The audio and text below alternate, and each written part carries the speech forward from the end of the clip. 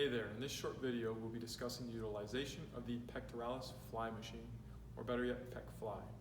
If you need more detail, please refer back to the more detailed specific video that we've done. It is a little lengthier, but it will give you a lot more information. This is going to be more for quick adjustments as far as its use and also different variations of the exercise we can do. So the first thing is we want to make sure that we're able to get into shoulder flexion without any discomfort and pain. So you'll check yourself up here and also back here. I've discussed in more detail prior to this in the previous video to make sure that when you're doing this exercise not to think about having to go into a deep stretch for it. We're not doing this exercise for stretching purposes. We're actually doing this for the strengthening of the actual shoulder and pectoralis muscle as well, all right, to the front of the chest.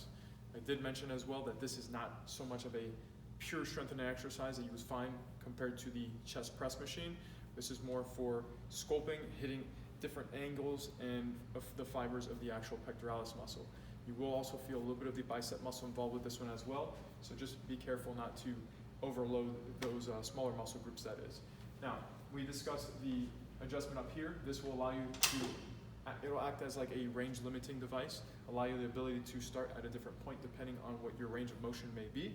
So I will set this up according to me. I checked myself, I'm good here. I do not want to work back here, it will create a lot of torque through the actual shoulder itself. So think as a starting point in line with your body, okay? Shoulder out here, not back here. If this doesn't feel comfortable for you, then maybe somewhere a little more forward might work for you. Okay, so this is adjusted already. When I said testing flexion, we obviously want to make sure we're okay here, but I want to make sure that I'm pretty much in line with this machine, all right? So where my hands are going to be. This is a little bit too low for me, so what I want to do is bring my seat down just a tad bit lower and make sure that my shoulder's in line with my arm here, okay? So that works for me. Once again, if you have you're a little taller than I am, then you'd probably be a little lower on that seat because of your torso length, or shorter, you'd probably have to adjust it a bit higher. For some folks that are really short, may have to adjust with a bolster. But once again, if you have questions, let me know, please. All right, don't forget to make your adjustment on your weight stack. So what we're gonna do here, top knob, 5-pound increments. Anything below that with the pin is going to be a 20-pound increment. I'm set already. What I'm gonna do, I gave you a cue in the previous video to pin the shoulder blades back just a little bit, just to make sure that we're not rounding the shoulders blades and the upper back, and also so we're not creating any internal rotation of the shoulder where it may create discomfort or pain.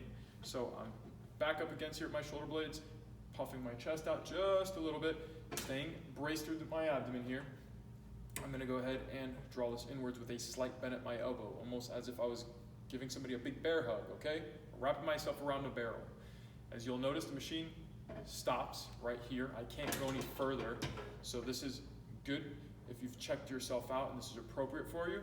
Once again, if that doesn't feel right for you, pull that pin, bring it in a little closer.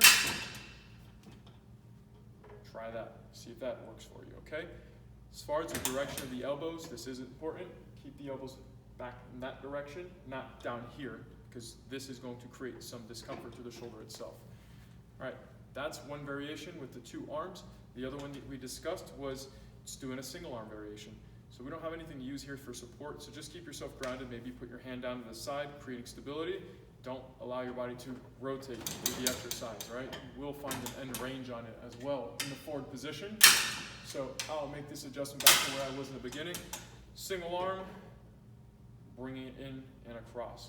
Once again, pin the shoulder blades back, try to stay stable in this position. You can even put your hand across your abdomen to feel the muscles actively engaging.